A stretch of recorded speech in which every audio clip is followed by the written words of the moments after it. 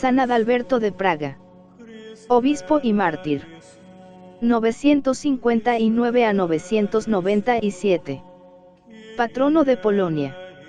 Memoria libre. 23 de abril. San Adalberto de Praga, Mialikovac, 1855, Dobo Istvan Bar Museum, Ager, Hungría, aún era niño, cuando una enfermedad, que lo puso a las puertas de la muerte, le hizo ver la seriedad de la vida.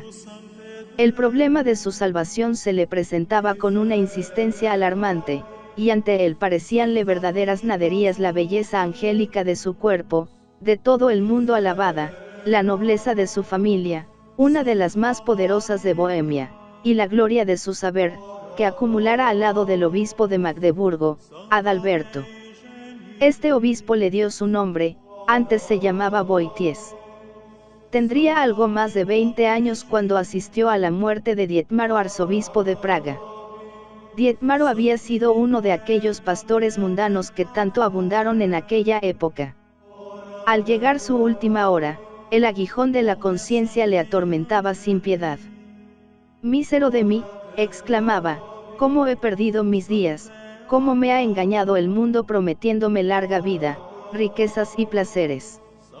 Así hablaba en medio de los estertores de la agonía, con la voz ronca y entrecortada, con los ojos extraviados y convulsos los rasgos de su rostro. Cuando murió, parecía sumido en el abismo de la desesperación.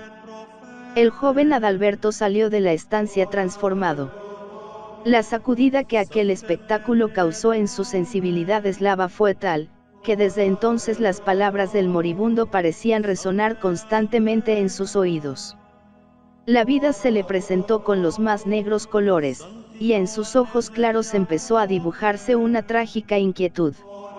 Inmediatamente dejó su túnica de seda, se vistió de un saco grosero, se echó ceniza en la cabeza y empezó a caminar de iglesia en iglesia, postrándose ante las reliquias de los santos, y de hospital en hospital, visitando a los enfermos.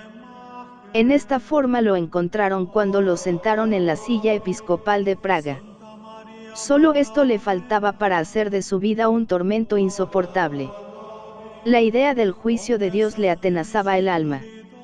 Es fácil, decía, llevar una mitra de seda y un báculo de oro, lo grave es tener que dar cuenta de un obispado al terrible juez de vivos y muertos.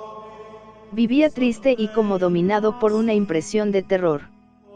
Diríase que pendía sobre su cabeza el filo de una espada. Y efectivamente, algo más aterrador que una espada de fuego le abrumaba sin cesar, era la duda pavorosa de si llegaría a salvarse. El enigma sombrío le estremecía, le atormentaba y consumía sus carnes. Cuentan que jamás se le vio reír. A los que le preguntaban por qué teniendo un obispado tan rico, que le hacía uno de los más poderosos príncipes del imperio, no reservaba algunas rentas para los lícitos placeres, contestaba él con una lógica inquietante: ¿no os parece una locura hacer piruetas al borde de un abismo? No deja de causarnos extrañeza, después de haber sido predicada la suavidad del Evangelio, esta atmósfera de terror en que vive uno de sus más puntuales seguidores, pero Dios tiene muchas vías para llevar al cielo a sus escogidos, y en el siglo X, tan disoluto y gangrenado por el crimen, convenía la aparición de esta figura ejemplar. Entonces alcanzó toda su realidad aquella palabra de Cristo: el mundo se alegrará y vosotros os contristaréis. Pero el mundo, que perdona fácilmente su virtud a algunos santos, porque la juzga más suave, más humana, más condescendiente, guarda un odio irreconciliable para aquellos que directamente, con sus palabras o con su conducta, se oponen a sus alegrías insensatas. Y Adalberto era, en su vida y en sus palabras, lo que era en su rostro. Sus súbditos yacían en la barbarie, sin más que el nombre de cristianos, y él tenía un temple incapaz de ceder. Predicaba, reprendía, excomulgaba, y la gente no veía más que la dureza de su palabra, no veía que todas las rentas de sus tierras se las llevaban los mendigos y los enfermos. Su rigidez de acero se estrelló contra el salvajismo del pueblo. 3 veces dejó su episcopado por juzgar inútil su labor, y otras tantas lo volvió a tomar por consejo de los sumos pontífices. En uno de estos intervalos vistió la cogulla benedictina en el monasterio de San Bonifacio, de Roma. Disfrazado con la máscara de la humildad y de la sencillez, nadie adivinó en el nuevo monje la luz de Bohemia. Vivió desconocido durante 5 años, como el último de los monjes, sirviendo, cuando le tocaba, a la mesa conventual, y sufriendo las sanciones regulares y las advertencias de los hermanos, porque, como no estaba acostumbrado a aquellos menesteres, rompía con frecuencia las copas y los platos. San Adalberto cuando, por última vez, se dirigía a su diócesis, los de Praga le enviaron una embajada diciéndole irónicamente: nosotros somos pecadores, gente de iniquidad, pueblo de dura cerviz, tú, un santo, un amigo de Dios, un verdadero israelita que no podrá sufrir la compañía de los malvados. Adalberto comprendió, se dio cuenta de que serían inútiles todos sus esfuerzos, y se encaminó a predicar el Evangelio en Prusia. A la severidad de su palabra añadió Dios el atractivo de la gracia. Ya antes, su predicación había convertido a muchos paganos en Polonia, y el rey de Hungría, San Esteban, había recibido de su boca la enseñanza de la fe.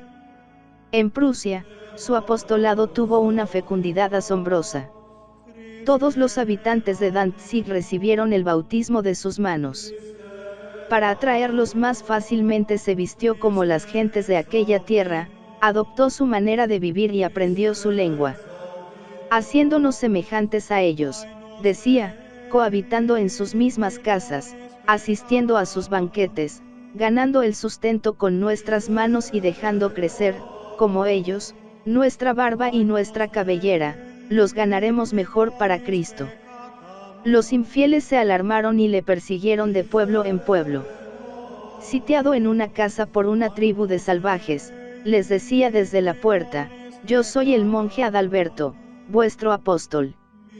Por vosotros he venido aquí, para que dejéis esos ídolos mudos y conozcáis a vuestro Creador, y creyendo en él tengáis la verdadera vida. Nadie se atrevió a tocarle entonces, pero algo más tarde un sacerdote de los ídolos le atravesó con una lanza mientras rezaba el breviario. Adalberto pudo sostenerse un instante de rodillas para orar por sus asesinos. Al caer exánime, una sonrisa de felicidad se posaba por primera vez en sus labios. Su alma, inundada de gloria, volaba hacia Dios, descifrado ya el capital enigma que tantas veces le ensombreciera. Habíase cumplido la promesa del Salvador: vuestra tristeza se convertirá en gozo, y vuestro gozo nadie os lo podrá arrebatar.